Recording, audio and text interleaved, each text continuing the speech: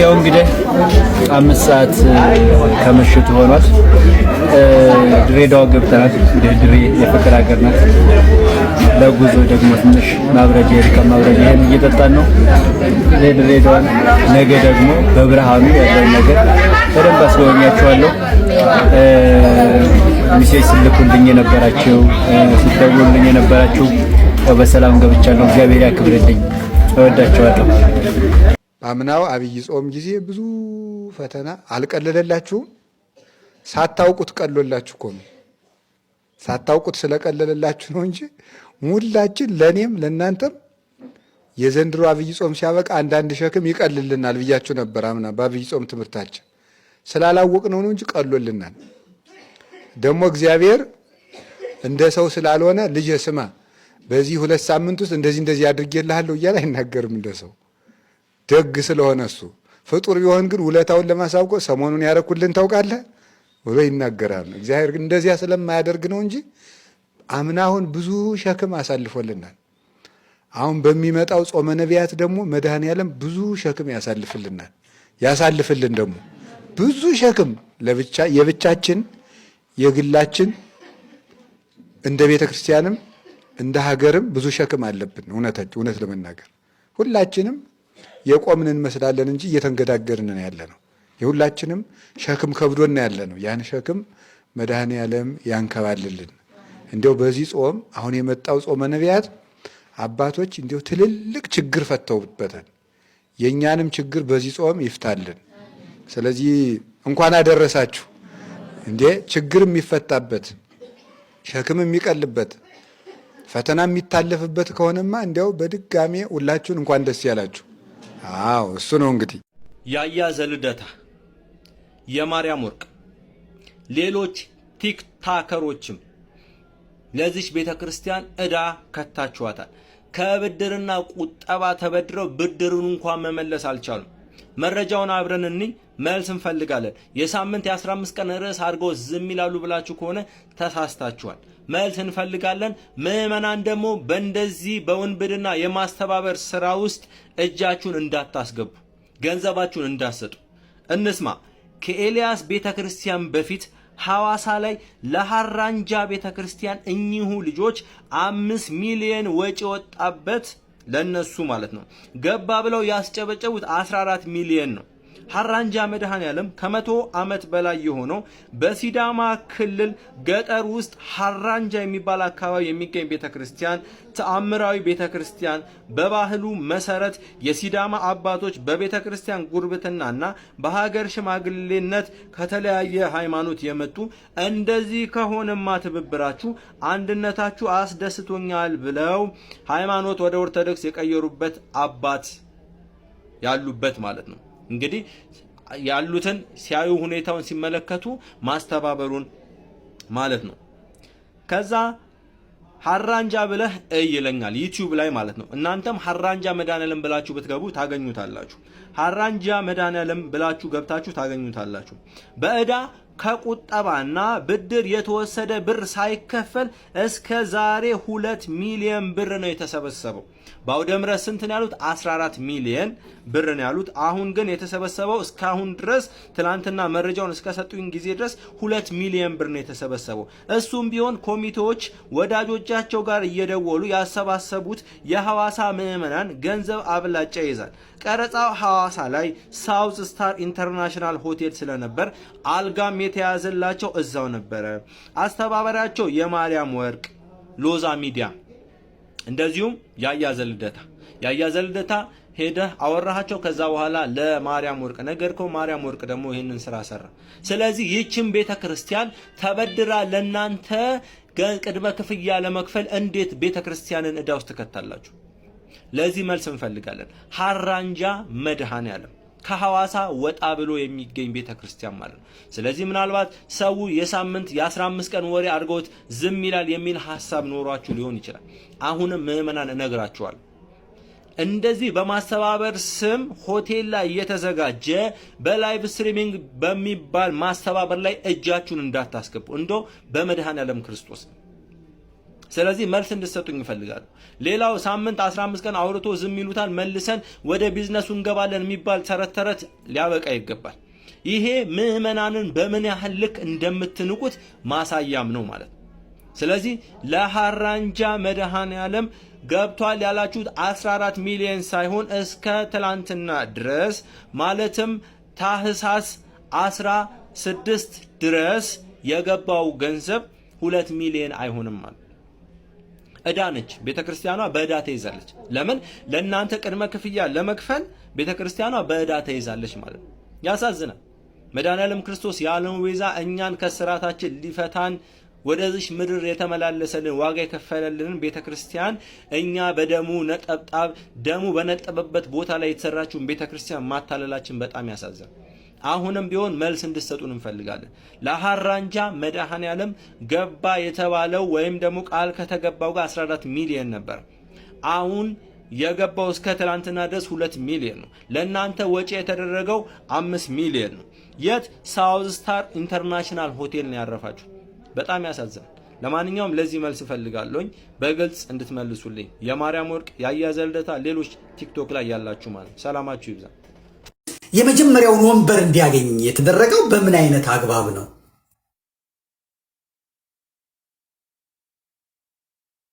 ሲለዩት የቱ ጋር ነው ሄኖክ ያለው? ሄኖክ ያለው የቱ ጋር ነው? ሲለዩት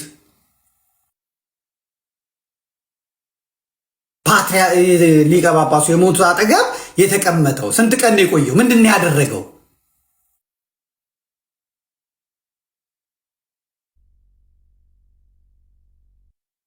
አንደኛ ነው የተቀመጠው፣ እዛ ማዶ ማለት ፊት ለፊት ነው የተቀመጠው።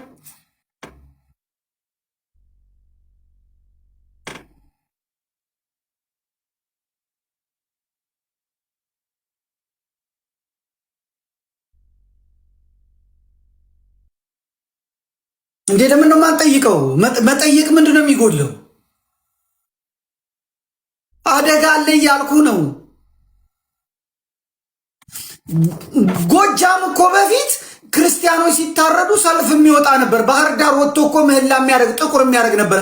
አቡነ አብርሃም ከሄዱ በኋላ እኮ ለሚሞተው ኦርቶዶክሳዊ ዝም። በጎጃም በምስራቅ ጎጃም ብቻ ኦርቶዶክሳውያን 500 ምናምን ሲታረዱ ዝም። እና የነሱን ቅባት ሃይማኖት ለማደራጀት ስራ ይሰራሉና ኦርቶዶክሳውያን መናገር የለባቸውም? አለባቸው። እንናገር። የጋራ ሃይማኖት አለ እንዴ? ያለን 50 ዓመት የቀራት ቤተክርስቲያን ልትፈርስ ነው እያሉ የሚያሟርቱ ጳጳሳት ያሉን ሀገር ላይ ነው ያለነው። ቆም ብለህ አስብ። ዳንኤል ክብረት እና አብይ አህመድ እነ ሽመልስ አብዲሳ እነ ንጉሱ ጥላሁን እንደምትመለከቷቸው ዘው ብለው እና አብይ አህመድ ሄደው ቡራኬ ተቀብለው ነው የመጡት።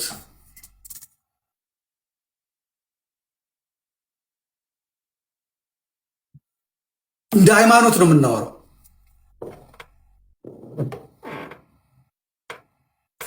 የቲክቶከሩ ምን ያውቃል? ሆዳም ቤተክርስቲያን የሚግጥ ብንዘምር ምን አለበት? ነጭ ብንለብስ ምን አለበት? ዝማሬ ከለከላለ? ፋይናንሱ ማን ነው የሚቆጣጠረው? ገንዘቡ ማን ነው የሚቆጣጠረው? በሸራተን ሆቴል ብቻ እኮ መግቢያ ዋጋው 20 ሺህ ብር ምክንያት ነው ይሄ። በእውነት አሁን ለማዘጋጀት ምናምን ተፈልጎ ነው? ምክንያት ነው የሚፈልገው። 20 ሺህ ብር ይኸው ተመልከቱ። የጀንደርባው የሚመራኝ ሳይኖር እንዴት ይሆንልኝ ብሎ መግቢያ 20 ሺህ ብር ነው። ዓመተ ምህረት ቀርቷል። ዓመተ ምህረት ማለት ቀርቷል። ወደ ላይ በየትኛውም ጽሁፋቸው ላይ ዓመተ ምህረት የሚል ሂዱ፣ እንትናቸው ላይ ዩቲዩባቸው ላይ ሂዱ። የጃንደረባው የመዝሙር ጥናት ዩቲዩብ ላይ ሂዱ። 2018 እንጂ ለው ዓመተ ምህረት የለም። እና አህመድ ዲንጀበልም ዓመተ ምህረት ብለን መጠቀም አንችልም ነው ያሉት። እህተ ማርያም ዓመተ ምህረት ትክክል አይደለም፣ ዓመቱ የኢትዮጵያ አቆጣጠር ትክክል አይደለም ነው። ከእንግሊዝ ነው የመጣችው። ጳጉሜ የሚባል ወሬ የለም እያሉ ነው። አብይ አህመድ የኢትዮጵያን የመንግስታዊ አስተዳደር እንግሊዝኛና እንትን አድርጎታል። ምንድነው ስሙ? በፈረንጆቹ አቆጣጠር አጓ ኢትዮጵያ ራሱ አቆጣጠር አላት፣ ግን ኦፊሻሊ የመንግስት ሃይማኖት የመንግስት በዓል እንትን ሆኗል። ምንድነው አህመዲን ጀበልና አብይ አህመድ ሄኖክ ኃይሌን የሚለያቸው ምንድነው? እስቲ አህመዲን ጀበልን እንስማው። አጠገቡ ያለው ካቶሊክ ነው፣ ከኋላ ያለው አበባ እያሌው ነው። ሂድ ቀጥል። ጁሙዓ ሚስ ማድረግ ለአንድ ሙስሊም ከሙናፊቅ ወይ ከሙናፊቅነት የሚያስፈርጅ አደገኛ ነገር። የጁሙዓ ቀን ወይ ዝግ መሆን አለበት ወይ ደግሞ ከ5 ሰዓት እስከ 7 ሰዓት ተኩል ተብሎ አሁን ስራ ላይ ባለው ደረጃ ማንኛውም የኢትዮጵያ መንግስት የኢትዮጵያ ግዛት ውስጥ ያለ መስሪያ ቤቶችን በጠቅላላ በሚመለከት መልኩ መሆን አለበት። ኢየሱስ ተሰቅሎ ምህረት አገኘን የቤተ ክርስቲያን የክርስቲያኖች ነው።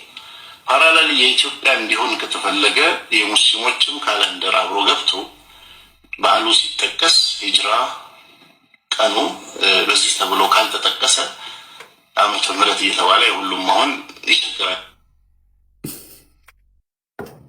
ይሄን ነው የህንዱ ጠቅላይ ሚኒስትር ለምን መጣ የሚለውን ጥያቄ ጠየቅኩኝ። ይሄ ሁላ ዝግጅት ይሄ ሁላ እሽኮሎሌ ከምን የመጣ ነው ብዬ ያው መጠየቅ ያለብኝን የቤተ መንግስቱን ጓደኞቼን ይቅርታ ወፎቼን አነጋግሬያለሁ ማለት ነው። ምንድነው እነሱ የሚሉት? በሚገርም ሁኔታ ማለት ነው ሌሎችም በውጭ ያሉ ጉደኞች የሚናገሩት አለ። ዘመዴ አሉኝ የአብይ አህመድ ለኤምሬቱ ሰውዬ ያላደረገውን ለፈረንሳይም ሆነ ለሌሎቹ ያላደረገውን አቀባበልና ምናምን ያደረገው ምርጫ ደርሷል። የምርጫ ሰዓት ደርሷል። የህንዱ ሰውዬ በዚህ መልኩ የተቀበለው የምርጫ ሰዓት ደርሷል አሉኝ። እና ታዲያ የምርጫ ሰዓት ቢደርስ ምን አገናኘው? ከምርጫ የህንዱ መምጣት ከኛ ጋር ምን አገናኘው ብዬ ነገር ጠይቄያቸው ነበር። እንግዲህ የታሰበ ነገር አለ። በሀቅ ተወዳድረን እናሸንፋለን አይደል ያለው አብቹ አሉኝ። አዎ አልኳቸው። እንግዲህ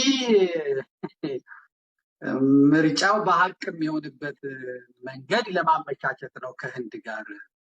ይኸውልህ ህንድ በእስካም የታወቀ ሀገር ነው። የእስካመሮች ሀገር ነው።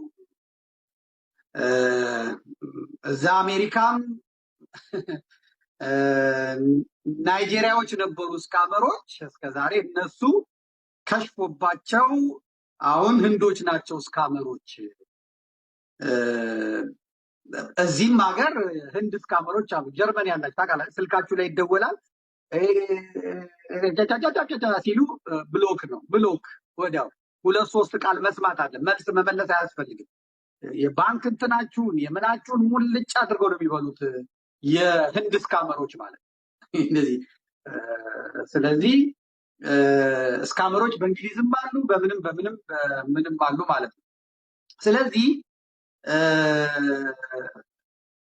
ህዝቡን እያጠሩ ያሉት እርቃኑን እያስቀሩ ያሉት በዚህ በኮምፒውተር በህንድ ሀገር በጣም ትልቅ አዳራሽ ኮል ሴንተር ተከፍቶ በ100 ሰራተኛ ቀጥሮ ማናጀር ያለው የስካም ሴንተር እንደ አሸት ነው የፈላው ነው የሚሉት። እናም ብዙ ቲክቶከሮች እና ዩቲዩበሮች እንዲሁም ትዊተር አካውንት ያላቸው ታዋቂ የፖለቲካ ሞጋቾች የህንድን ቦቶች ይገዛሉ ይላሉ። የህንድን ቦት ይገዛሉ ማለት በኮምፒውተር የሚፈበረክ የሐሰት ድምፅ ማለት ነው።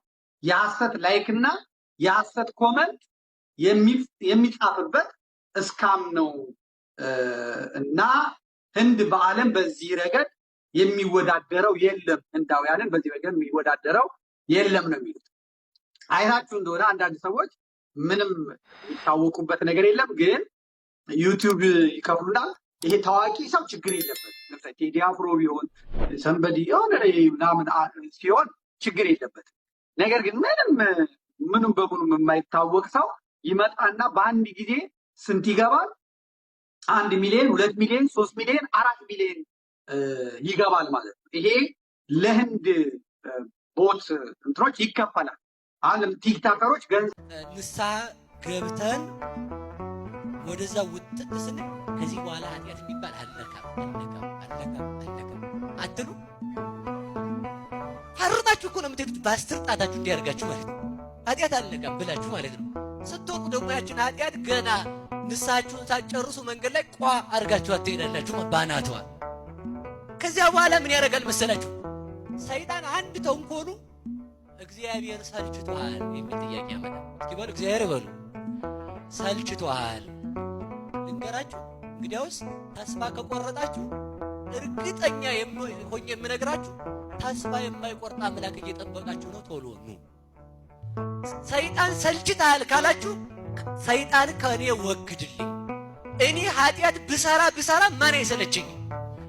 ስለዚህ እንደዚያ የሚያደርገው አንድን ኃጢአት ለ130 ጊዜ ደጋግመን እንድንሰራው ሰይጣን የሚያደርገው ለምንድን ነው ካላችሁኝ፣ ተስፋ ቆርጠን ከእግዚአብሔር ቤት እንድንርቅ ማለት።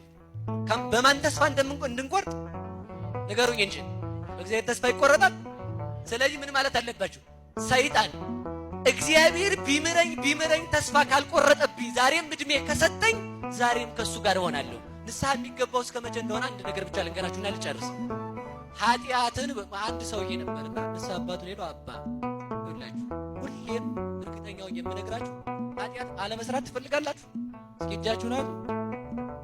አውጡ እጃችሁን። ሙቱ በቃ። እውነት ኃጢአት የማይሰራው ከተሞተ በኋላ ነው።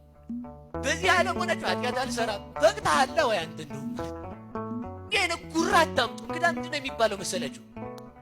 ዛሬም መጣ አባ ኃጢአት አስቸገረኝ፣ ዛሬም መጣ አባ ኃጢአት አስቸገረኝ፣ ዛሬም መጣ አባ ኃጢአት አስቸገረኝ።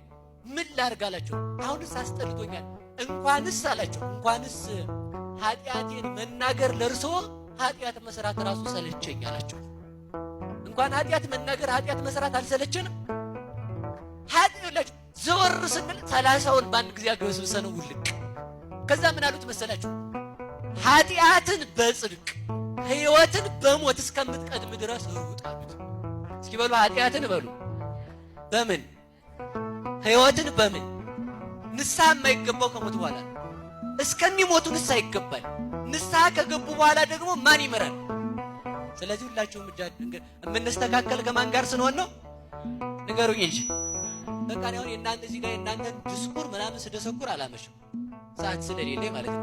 በአጭር ቃል ግን ያ ያሰብነው ለምንድን ነው ማትቆርብ ስንባል እንደዚህ ኃጢአት ስለምሰራ ካልከኝ ክርስቶስ የሚያስፈልገው ለማን ነው? በሉ ንገሩኝ። ስለዚህ እናንተ ጻድቅ ናችሁ መሰላል። ካልሆናችሁ ለምን አትቆርቡ? እግዚአብሔር ይስጥልኝ። አሁንም እስከ መጨረሻው ያጽናለን እናታችን። እውነታቸው ነው። እሳቸው እየወቀስኳቸው የሆነ ድንግጥ ብለው ነው። እናቴ ለእግዚአብሔር የሚደነግጥ ሰው ብዙ ነው። እውነቴን ነው። እሺ አሁን ስለዚህ ልብ በሉ። መቁረብ ከማን ጋር መኖር ነው? መቁረብ ከማን ጋር መኖር ነው? ሁሉን ነገር አሁን ይኸውላችሁ ብትቆርቡ ያሰባችሁት ሁሉ ይሳካል። ለምን? ከማን ጋር ስለምንሆን። የጠመመው ከማን ጋር ይሳካል? ስለዚህ እኛ ኃጢአተኛ ስንሆን ከማን ጋር መኖር አለብን? ትቆርባላችሁ። አውጡ እጃችሁና እግዚአብሔር ማንን ይፈልጋል? በሉ ኃጢአተኛ ነው በሉ ሁላችሁ። ማንን ይፈልጋል? ስለዚህ ትቆርባላችሁ።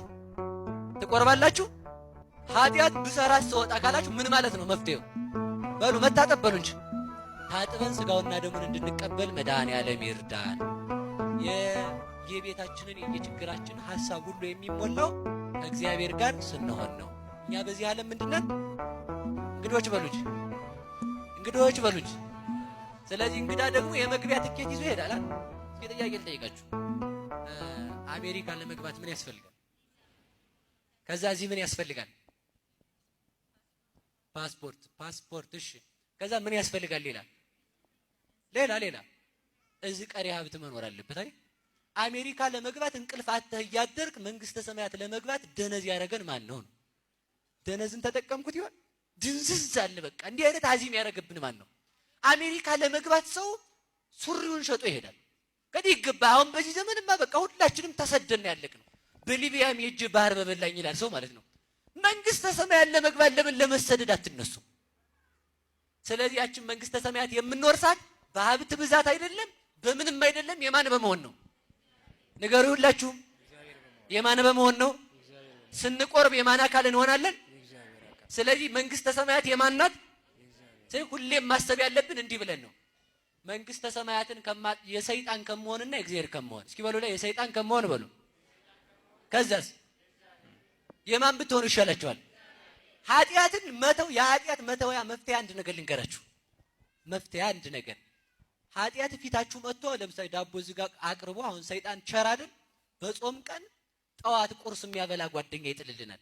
ያስስታሙ ናማ ቁርስ ሻይ ጠጥተን እንንጣ ብሎ ሻይ የሚያጠጣ ሰው አልገጠማችሁ? በጾም ቀን ጋባዡ እኔ እንደው ሰውን ሁሉ ታዝቤዋል። ፕሌን ላይ ስንሄድ በአርቡ 3 ሰዓት ላይ ያቺ ኩኪ ምንድነው የምትባለው ፓክድ የሆነች ነገር ስትመጣ ሰው በቃ ያችን እንዳታልፈው ፍትት አድርጎ ግጥም አድርጎ በልቶ ይወርዳል ማለት ነው። ያችን ወይ ይዛ አትወርድም ከሰሰት። ተመልከቱ ሰው ይሄ አሁን ማንኛውም ነገር ይምጣ የራሳችሁ ትዳርም ቢሆን የማይቆርብ ባል ከሆነ አታግቡት። ትዳርም ቢሆን የማትቆርብ ሚስት ከሆነች ተዋት። ለምን? መንግስተ እግዚአብሔር ነው ያያጣው። ከዚህ ነገር እና በሉ ሁላችሁም ከእግዚአብሔር ያው በዓለም ላይ ከምንሰራው ኃጢአትና ከእግዚአብሔር ማን ይበልጣል? እሺ ሰውን ሆዳችንን በልተን እንደ ልባችን ኃጢአት ሰርተን እግዚአብሔርን ከምናጣው ረሃባችንን በረሃብ ሞተን ማንን እናገኘው? ንገሩኝ እንጂ። እሺ ከኔና ከእግዚአብሔር በሉ ሁላችሁ በሉ። ኃጢአት የምንሰራው ለማን ብለን ነው? ለኛው በሉ እንጂ። እሺ ከእናንተና ከእግዚአብሔር ማን ይቅደም? ስለዚህ እግዚአብሔር ይቅደም ካል እኔ ኃጢአት መስራቴን ላቁም፣ እግዚአብሔር ከኔ ጋር ይኖር። እግዚአብሔር ስራ እንዳይሰራ የምናደርገው እግዚአብሔር ከኛ ጋር እንዳይኖር ስላባረር ነው። እና እግዚአብሔር ከኛ ጋር የሚኖረው ደግሞ ምን ብሏል? እመወዛ አቀበ ቃሌ አነ ዋዌን መጽሐቤሁ ወንገብር ምዕራፍ ውስቴቱ። ቃሌን የሚጠብቅ ሰው ቢኖር እኔ አባቴ መንፈስ ቅዱስ መተን በሱ እናድራለን። በእግዚአብሔር ደግሞ በእኛ ካደረ ምንድነው ያለ ቅዱስ ዮሐንስ አፈወርቅ? እመሳ ሀደረ እግዚአ ሰማይ በውስቴትነ ንህነ ንትሊአል እምሰማይ ይላል። የፀሐይና የሰማይና የምድር ፈጣሪ እግዚአብሔር ከኛ ጋር ካደረ ከሰማይ በላይ እንበልጣለን። በሰማይ ከዋክብት እንደሚያበሩ እግዚአብሔር በእኛ ልብ ካደረ ቅዱሳን በእኛ ህይወት ስራ ይሰራሉ። በሰማይ ፀሐይ እንደምታበራ እንደውም ከፀሐይ እንበልጣለን አለ። በዚህኛው ሰማይ የሚጠልቅ ፀሐይ ሲያበራ በእኛ ልብ ክርስቶስ ያበራል። በምስራቅ የፀሐይ መውጫ እንደሆነች ንስሐ ከገባን ስጋ ወደሙን ከተቀበል ፀሐይ ክርስቶስ የሚወጣባት ምስራቀ ምስራቃት ማርያም በልባችን ታበራለች። ከሰማይ የምንሻል እንድንሆን ከእግዚአብሔር ጋር እንድንኖር መድኃኔዓለም ይርዳን። ይቆየን። ቃለ ሕይወት ያሰማልን። ቃለ ሕይወት ያሰማልን። የድንግል ማርያም ንጽህና እንኳን እኛን ሌባዎቹን ወይንም ደካማዎቹን አይደለም እግዚአብሔርን እንኳን ከሰማይ አውርዷል። ወላዲተ አምላክ የምንለው ሆና ስለተገኘች ነው እንጂ እኛን ጨምረንላት አይደለም። ስላከበራት ነው የምናከብራት፣ ስለመረጣት ነው እኛም ማምላክ ብለን የምንጠራት። ሲጀመር እሱ ለሚወደው የመጀመሪያው ሽልማቱ እሷ ናት። ሰማይና ምድርን በእጁ ይዞ ነው በማህፀኗ ያደረው። ሁሉንም በኃጢአት ሲጎበኝ ድንግል ማርያም ግን የኃጢአት ትንታ እንኳን የለባትም። ስትፈጠር ሚስጥር ናት፣ ለዓለም ሚስጥር ሆና ትኖራለች። ጉዞዋ፣ ተፈጥሮዋ፣ ኑሮዋ፣ ማንነቷ ሚስጥር ነውና የድንግል ማርያም ፍቅር ያልገባው ሰው ወይ ጋኔን ነው መሆን ያለበት ወይ ደግሞ ጣዖት ነው መሆን ያለበት። የናይጄሪያ ክርስቲያኖች አንድ በመሆናቸው በአንድነት በመጮሃቸው እንደምታዩት በዛሬው ዕለት የአሜሪካ መንግስት ለዘመናት ሲያርዳቸው የነበረውን ለዘመናት ሲገላቸው የነበረውን አሸባሪ ቡድን ዱቄት አድርጎት አድሯል። እኛ ኢትዮጵያውያን ለዘመናት እየተገደልን መከራ እየበላን ግን አንድ መሆን አቅቶን ዕለት ዕለት ስናነቅስ እንኖራለን። መዳኛችን ብቸኛው መንገድ ኦርቶዶክሳዊ አንድነታችን ነው። ከዘር፣ ከፖለቲካ፣ ከብሔር፣ ከጎሳ ከነዚህ ሁሉ ነገሮች ወጠን በአንድነት በመቆም መፍትሄ ልንፈልግ ይገባል። መዳኛችን ኦርቶዶክሳዊ አንድነትና አንድነት ብቻ ነው። ይህንን ከናይጄሪያዎች ልንማር ይገባል። ፒቲሽን ያልፈረማችሁ ፒቲሽኑን ፈርሙ። ምዕመናን ይህ ዓለም እኮ የድካም ነው። እስዩት እስኪ ራሳችሁን። አልደከማችሁም? አሁን ኃጢአት አላደከማችሁም? በደል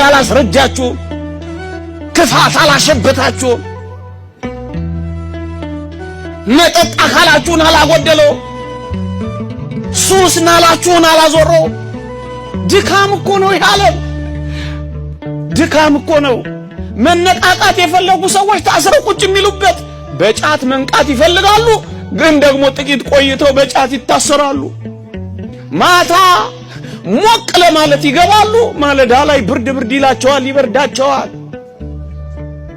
እንዴ ፈታ ለማለት ብለው የጀመሩት ሱስ እስር አድርጓቸው ያለ አረቄ የማይንቀሳቀሱ ሰዎች ላይ አሁን ፈታ ማለት ነው። እናንተ እንዲህ ማርጎ ፈታ ማለት የለም። ከዚህ በላይ መታሰር አለ። ደከምን፣ አረጀ። ይህ ዓለም የድካም ነው። አለው ያጌጠብን መሰለ እንጂ እኮ አልቀናል። ሰውነት እየቀነስን ሄደናል። አካሎቻችንን እየጣልን ወደ ሰማይ መሄድ መንገድ ጀምረናል። ደክመናል። በክፋት ደክመናል። በመተላለቅ ደክመናል። በመገፋፋት ደክመናል። በመናናቅ ደክመናል። በመጣጣል ደክመናል። በመጠላለፍ ደክመናል። በመገፈታተር ደክመናል። በመጠላለፍ ደክመናል። ድካም ነው ያለው። በሐዘን ደክመናል። ልብ በሚሰብሩ ሐዘን ደክመናል።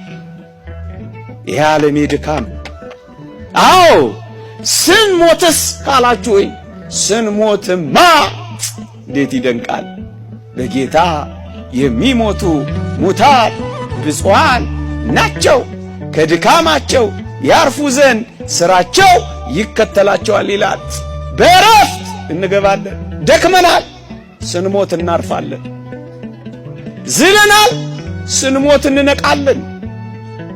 ለዚህ ነው ነቢዩ ዳዊት ነፍሴ ሆይ ወደ እረፍትሽ ተመለሺ፣ እግዚአብሔር መልካም አድርጎልሻልና ይላል።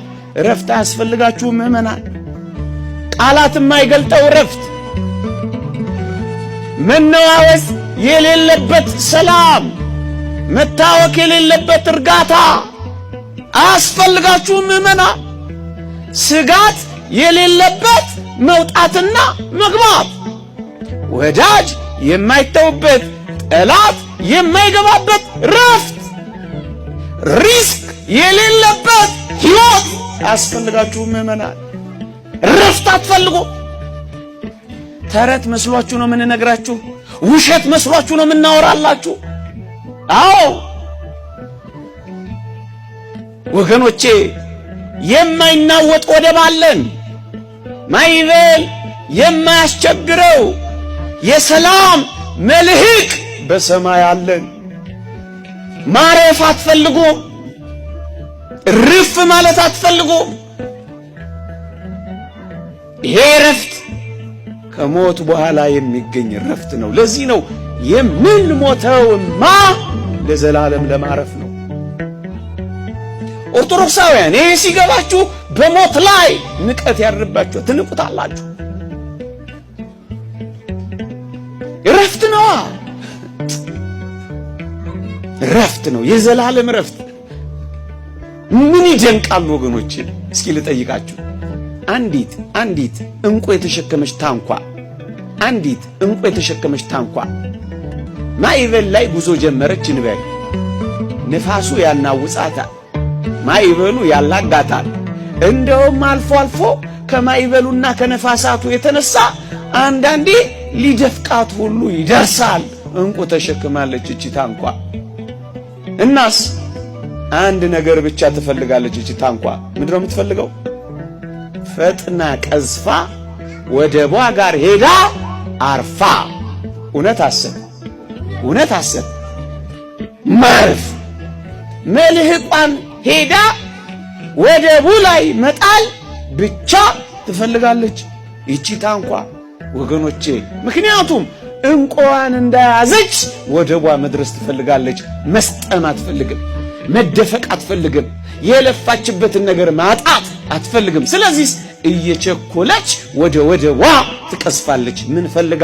ከማይበሉ ማረፍ ፈልጋ። ምን ፈልጋ? ከነፋሱ ማረፍ ፈልጋ። ምን ፈልጋ? ከመስቀል መውጣት ፈልጋ። ምእመናን፣ ይህ ዓለም ብርቱ ማይበል አለው፣ ሃይማኖት የሚያስክድ ማይበል። ይህ ዓለም ብርቱ ማዕበል አለው፣ ምግባር የሚያስት ማዕበል። ይህ ዓለም ብርቱ ንፋስ አለው፣ ከወዲህ ወዲያ የሚያላጋ ንፋስ አለው። እንቁ የሆነ ሃይማኖታችሁን፣ እንቁ የሆነ ንጽህናችሁን፣ እንቁ የሆነ ክብራችሁን፣ እንቁ የሆነ ምግባራችሁን፣ እንቁ የሆነ ሰማያዊ ተስፋችሁን መድፈቁ አይቀርም ማዕበሉ ላይ ከቆያችሁ። እናስ ቶሎ መቅዘፍ አትፈልጉ። ሃይማኖታችሁን ሳትክዱ ወደባችሁ መድረስ አትፈልጉ። ልዑል እግዚአብሔርን ሳትክዱ ወደቡ ሄዳችሁ ማደር አትፈልጉ። ምዕመናን ፈጥናችሁ መቅዘፍ ፈልጉበት ቀን ይመጣል፣ አያገኙትም የሚላል በጣም አስጨናቂ ዘመን ይመጣል። ሞት ተፈልጎ የማይገኝበት ዘመን ይመጣ ይሆን? ምንም ያረግ ምግባር የሚያስብ ሲሆን በውድ አስወድዶ አስለምዶ አስፈቅዶ፣ ካልሆነስ በግድ ማይተብ የሚያስበጥስ። ይህን ዘመን ከምታሳየኝ ውሰደኝ እንዳሉት አባቶቻችን 8ኛው ሺህ ሳይገባ ውሰደኝ ብለው ልክ 8ኛው ሺህ ሲገባ ያረፉትን አባት አታውቁ። አታሳየኝ ያሉ እኮ ሰዎች አሉ። ይህን ዘመን አታሳየኝ፣ ሰው ሲተላለቅ አታሳየኝ፣ ወንድማማቾች ሲተራረዱ አታሳየኝ፣ እግሮቻቸውን ጫማዎቻቸውን በልጆቻቸው በአባቶቻቸው በወንድሞቻቸው አስከሬን ላይ የሚያደርጉ ሰዎች አታሳየኝ፣ ክፉ አታሳየኝ። እንዲህ ይላሉ እኮ ደጋጎች፣ ውሰደኝ አታሳየኝ። ና የሚሉ ሰዎች እኮ አሉ። ና ሃይማኖቴን ሳልክድና ምግባሬን ሳልስትና ቅድስናዬን ሳላጣና አንተን ከማጣ ይሄን ዓለም ልጣ ና የሚሉ ሰዎች አሉ። ና እንቁዬን እንዳያስኩ አንተ ጋር ልድረስ ና የሚሉ ሰዎች አሉ። ዓለም ሳይደፍቀኝ ቀዝፌ አንተ ጋር ልድረስ አንተ ጋር ልረፍ የሚሉ ሰዎች እኮ አሉ። አውግስጢኖስ ሊቁ እንዳለው ነፍሳችን ባንተ በቀር በማንም አታርፍም እንዳለው ማን ሊያሳርፈን እንፈልጋለን? ክርስቲያኖች በዚህ ዓለም ላይ ለክርስቲያኖች ማረፊያ አለ የለም? ከጌታችን እጆች በቀር ማረፊያ እኮ የለንም። ከአምላካችን በቀር እረፍት የለንም። እናንተ ደካሞች ሸክማችሁ ሁሉ የከበዳችሁ ኑና እረፉ። ገንዘብ ያላሳረፋችሁ የክርስቶስ እጆች ያሳርፏችኋል። ውበት ያላሳረፋችሁ የጌታችን ውበት ያሳርፋችኋል። ትምክህት ያላሳረፋችሁ የጌታችን ትህትና ያሳርፋችኋል። ጉልበት ያላሳረፋችሁ የጌታችን ደካማነት ያሳርፋችኋል። ፍቅሩ ያሳርፋችኋል። አንድ የሃይማኖት አባት ነኝ የሚል ሰው እንዴት ህዝብ ተርቦ እንደዚህ ይጨክናል እያላችሁ ያላችሁ ሰዎች፣ እነኚህን ሰዎች የሃይማኖት አባት ያደረጋቸው ማን ነው? እነኚህን ሰዎች እኮ የፖለቲካ መሪዎች እንጂ የሃይማኖት አባቶች አይደሉም። እናንተ ናችሁ በግድ የሃይማኖት አባት ካልሆናችሁ ብላችሁ ድርቅ እያላችሁ ያላችሁት። ገባችሁ አይደለ? ለዚህም ነው እኛ ህዝበ ሙስሊሙ የራሳችን መጅሊስ ያስፈልገናል፣ በውሃብያ መጅሊስ አንመራም፣ በእነኚህ አረመኔ ጨካኞች አንመራም እያልን ያለ ነው። ለዚህም ነው አሁን ወቅቱ የደረሰ ይመስለኛል። ሁላችሁም ነቅጣችሁ ይሄን ሚዲያ ልትጠቀሙበት ይገባል። ውሃብያ የራሱ ኪስ አይጉደልበት፣ የራሱ አይራበው እንጂ የኢትዮጵያ ህዝብ ፍግም ብሎ ቢያልቅ ጉዳዩ አይደለም። ገባችሁ አይደለ? እነሱ አላማቸው መስጊዶችን ማፍረስ፣ ዑለሞችን ማሰቃየት። ለምንድን ነው እንደዛ የሚያደርጉ ይመስላችኋል? የራሳቸውን ጥቅም እያስኬዱ እኮ ነው። ስለ ወገናቸው ምንም የሚያገባቸውና የሚቆረቆሩት ነገር የለም። ነገር ግን ሙስሊም ሲባል ጣታቸው የሚቀሰረው ወደ ህዝበ ሙስሊሙ ነው፣ ምንም የማያውቀው ሙስሊም ላይ ማለት ነው። ህዝብ በለገሰው ገንዘብ ወገን እዚህ ጋር ተርቦ እነሱ ይሳለቃሉ፣ ፖለቲካ አድርገውት ማለት ነው። ረሃብ ጊዜ ይሰጣል። ማንስ ብትሆን ምንስ ብትሆን እንኳን አይደለም አንድ የሃይማኖት መሪ ነኝ የሚል ሰውና ተራ ግለሰብ እንኳን በራብ የሚጨከን ሰው የለም በወገኑ ላይ ለዛው። ስለዚህ በእነኚህ አውሬዎች በእነኚህ ጨካኞች እኛ ህዝበ ሙስሊሙ ልንመራ አንችልም። የራሳችን መጅሊስ የራሳችን ተቋም ያስፈልገናል። አዎ ሁላችሁም በእንደዚህ አይነት ጉዳይ ላይ መሳተፍ ይኖርባችኋል። እነኚህ ናቸው መጅሊሱ ላይ ቁጭ ብለው ሀገርን እየበጠበጡ ያሉት፣ ወገንን እያባሉ ያሉት፣ እየፈጩ ያሉት እነኚህ ናቸው። ጋንጃ በሉባንጃ እያጨሰ የሚለፈልፍብን አቶ ብርሃኑ ጁላ ደም ጠጪው የጦር ወንጀለኛው ምርኮኛው እስቲ የሚለውን እንሰማዋለን። ከዛ በፊት 10 ጊዜ ኮፒ ሊንክ ብታረጉ ደስ ይለኛል። ሰሞኑን ጠፋ ብዬ ስለነበር አካውንት ተይዟል። ኮፒ ሊንክ ይደረግ። ዳውን አብይ አህመድ ከአማራ ክልል በፍጥነት ይውጣ እያላችሁ እንቀጥላለን። ብዙ ሰው ምን ይላል? መከላከያ ለምን ወደ ቦርደር አይሄድም? በውስጥ ግጭት ምን ያደርጋል ብሎ ጥያቄ ይጠይቃል። መከላከያ ሰራዊት ከአማራ ክልል የት ሄዳል? መከላከያ ሰራዊቱ ራሱ አማራ ነው። ማን ነው ሂድ የሚለው? እሱ የጠበቃትን አገር ለቀህ ሂድ አይባል። እኛ የምናውቀው ሀገር መከላከያ ሰራዊት ማለት ደሙን አፍሶ ለእናት ሀገሩ የሚሰጥ ህዝቡን ወገኑን የሚጠብቅ እንጂ የሚደፍር ሴት የሚደፍር ህፃናት በግፍ የሚገድል በየቤቱ አማራ በመሆናቸው እየለየ የሚገድል አይደለም። ይህንን እኛ መከላከያ ሰራዊት ነው አንልም። የአብይ አህመድ ቅጥረኛ ስልጣኑን ለማስጠበቅ ጥቂት በእናንተ ጮማ ራሶች የጦር ወንጀለኞች እየተንቀሳቀሰ ያለ አካል ነው። በዓለም አቀፍ ፍርድ ቤት መጠየቅ ያለበት ኢትዮጵያዊ ሁሉ ሊያወግዘው የሚገባ እያወገዘውም ያለ የታገለውም ያለ አካል ነው። እና እናንተ ከየት የመጣችሁ ናችሁ? የራሳችሁን ህዝብ በድሮን የምትገሉ የምትፈጁ ዛሬም አሉ። በውስጥ ለሀገራቸው ለወገናቸው ለባንዲራቸው ውስጣቸው እየተቃጠለ ክፋትና በደል እንዳይፈጸም የሚጠብቁ ለነሱ ክብር አለኝ። አሁንም ቢሆን ክብር አለኝ። ነገር ግን የአብይ አህመድን ስልጣን ለማስጠበቅ ህፃናትና ሴቶችን እየገደላችሁ ያላችሁ ወዮላችሁ። እናንተ በፍርድ እንገትራችኋለን፣ አይቀርላችሁም። የጦር ወንጀለኛ ናችሁ፣ ጄኖሳይደሮች ናችሁ። በአማራ ክልል፣ በትግራይ፣ በኦሮሚያ፣ በመላው ኢትዮጵያ በተለያየ ስፍራ ግፍ እየፈጸማችሁ ያላችሁ አይቀርላችሁም። በፍርድ አደባባይ ትቆሟታላችሁ። ዳውን አብይ አህመድ። ህዝብ ያሸንፋል፣ አማራ ያሸንፋል።